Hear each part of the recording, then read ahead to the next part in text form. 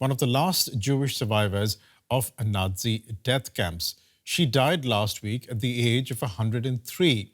After leaving Germany in the aftermath of World War II, she moved back to her native Berlin and spent her final years educating young people about the Holocaust. She warned against modern-day right-wing populism and antisemitism. But she also cautioned her audiences against clinging to grievances that divide people, offering what German President Frank-Walter Steinmeier called, quote, the gift of reconciliation, despite everything that the Germans did to her as a young woman. Respektiert Menschen. Das ist Menschsein. Und das haben sie nicht getan. Ms. Friedlander, I am honored. It's a message Margot Friedländer never tired of repeating when addressing lawmakers in the European Parliament at the age of 100, when receiving Germany's highest award, the Federal Cross of Merit, and above all, when reaching out to children in schools. History, she said, must not repeat itself. Margot Friedländer was born in 1921 to a German Jewish family in Berlin. Following the rise of Hitler and the Nazis, the family tried repeatedly to emigrate without success. In 1942, her father was murdered in a concentration camp. A year later, her 17-year-old brother Ralph was arrested. Wanting to support him, her mother handed herself in to police. Within weeks, both were murdered in Auschwitz, along with other family members. Her mother left her an address book, an amber necklace, and the message, "Try to live your life." Those words would be decisive, giving her strength to carry on. The 21-year-old Margot went into hiding. For more than a year, she was helped by German neighbours. But in 1944, she was caught and sent to the Theresienstadt concentration camp. She survived and later married another Jewish survivor, Adolf Friedländer. The couple began a new life in New York. Her husband swore never to set foot on German soil again. But more than 6 decades later, after his death, Margot Friedländer moved back to Berlin, driven by a sense of destiny. She embarked on a mission to warn against hatred. At the age of 102, she set up a foundation to encourage others to take up the cause. She gave countless talks. Theresienstadt war wie ein groß angelegter Versuch, ein Experiment. Eine Frage bestimmte unser Leben. Wie viel kann der Mensch aushalten? She always told her audiences, "I'm doing this for your benefit, to warn you." She was showered with awards and recognition for her work. She graced the cover of Vogue Germany for a special edition on love. She never regretted her decision to return to Berlin, even crediting her long life to her sense of calling, as support for far-right parties grew across Europe. Das, was ich mache, hat mich gehalten. Das ist meine Mission. Was wahr war, können wir nicht ändern. Seid vernünftig. Lasst es nicht wieder geschehen. In 2023, Berlin's then mayor unveiled a sculpture in her honour, a small tribute to a great humanitarian. Hier bin ich geboren. Hier werde ich sterben. Hier werde ich beerdigt sein. Das ist erstaunlich. Was für ein Leben.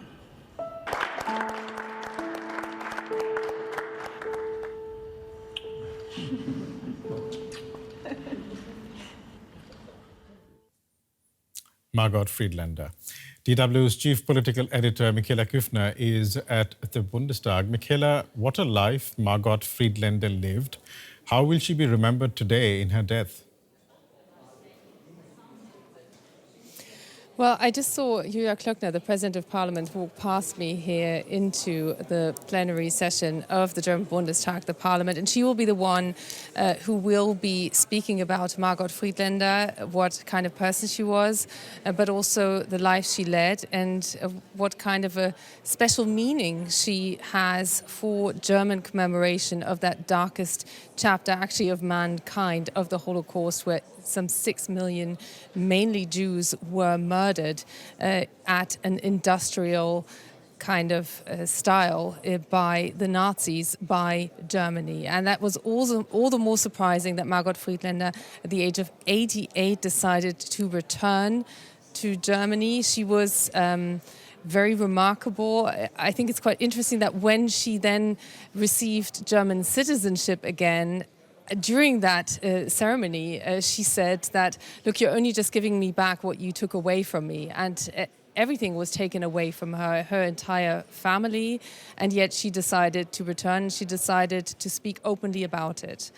I had the luck of meeting her, of actually speaking to her, of being able to thank her that she was spending her time in those later years to speak with many people here in Germany, many young Germans who feel that 80 years since the end of World War II is more than a lifetime away for them, for whom this is abstract, it's in history books, it's what they see printed, what they see black and white images of, but it's difficult for them to imagine that it was reality. In fact, even when you're older, it's difficult to imagine that something like the Holocaust could actually happen. And while Margot Friedländer didn't have an answer how something like that could happen, she was adamant in her message with the greatest possible authority of someone who managed to escape this slaughter, who lost her entire family to the Holocaust, that there simply are no excuses for anybody, whatever ethnic background, whatever their learning, however they were brought up, that there simply was no excuse for being inhumane to anyone, to judge people by the color of their skin, by their religion. Her message was there's only one type of blood, human blood, and she never became tired of repeating that wherever she went. In fact, only 2 days before her death, she held a speech sending exactly that message at the commemoration of the end of the Second World War on the 9th of May.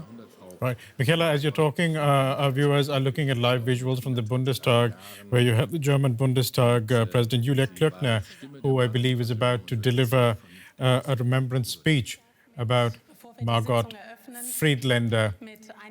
Let's just go to that, to those visuals from the Bundestag right now.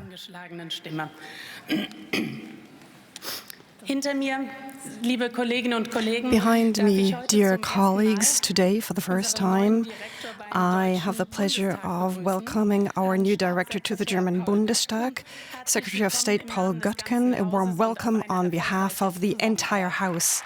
I hope we will collaborate successfully.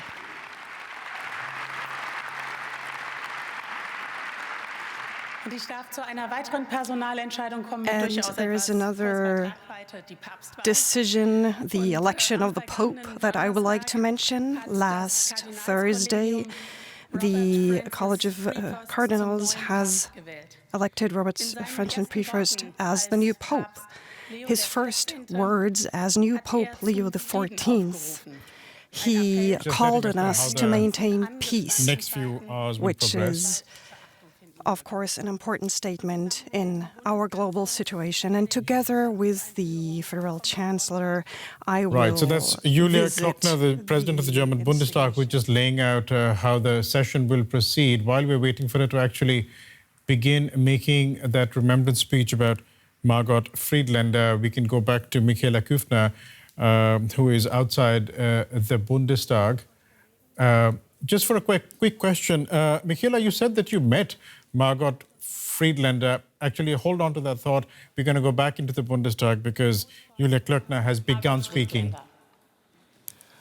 A Holocaust survivor, a contemporary witness, a reminder and a reconciliatory person. The life of Margot Friedländer was a life of understanding. She taught us how to remember, not by looking back into the past, but as a mission for the future and the present. She was always shining and radiating, despite everything that she had to suffer. With her big heart and openness, she touched people. She brought peace.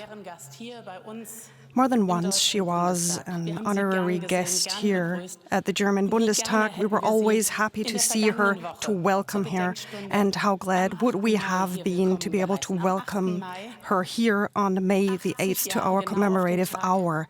8th of May, precisely 80 years after she herself was liberated from the Theresienstadt concentration camp. Personally, Margot Friedländer had to suffer many inhumanities. She was a forced laborer from 1940 on and the sole survivor of her family. Her brother and her mother were murdered in Auschwitz in 1943. Margot Friedländer herself hid in different places until she was denounced and deported to Theresienstadt. After the end of the Second World War, after the end of National Socialism, Margot Friedländer emigrated to the United States. Aged 88, she returned to her hometown, Berlin. She returned to the country that had taken everything away from her. And she said, "I have returned in order to reach out my hand to you." Isn't that an act of human grandness and an action of trust in our country? A trust that is an obligation for us. Whenever she had the opportunity, she told us about her history, her story at schools, universities, at public events, and whoever listened to her became an eyewitness in order to keep her memories awake. Every encounter with Margot Friedländer, she was an inspiration. In 2023, she founded the Margot Friedländer Foundation in order to carry on her work. There is an award of the same name that honors people who stand up for the values that were so important to her. Try to live your life. These were the last words, the last message her mother sent to her. Margot Friedländer did decide to live her life, to put her life to the service of reconciliation. It's not always to stay human, because sometimes you have to forget yourself, but it's the only one that keeps us from evil. That's one of her sentences, and now she has passed away. Tomorrow, the great Margot Friedländer will be buried, and we will miss her. But her message will stay with us. Filling it with life, this is the task of all of us. Dear colleagues, I have organized to have a book of condolence here at the German Bundestag for Margot Friedländer, because it is important to many of us to show our deep respect in the face of this extraordinary woman. And I would like to interrupt this session for a brief moment to give us a moment of silence to say goodbye to her.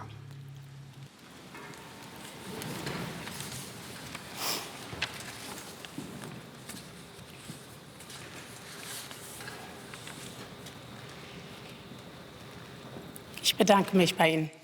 Thank you.